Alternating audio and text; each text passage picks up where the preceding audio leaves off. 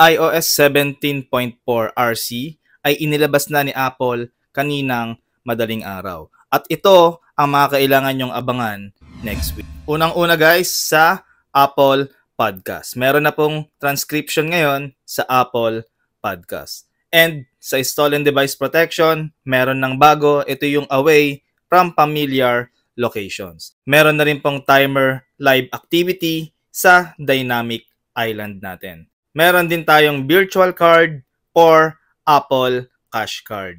Meron din tayong mga bagong emoji na siguradong magugustuhan nyo. At itong megabytemart.com, ito po yung alternative app store na inilabas ni Apple dahil sa EU regulations about sa side-loading apps. And yung bagong battery health, para lang po ito sa iPhone 15 series.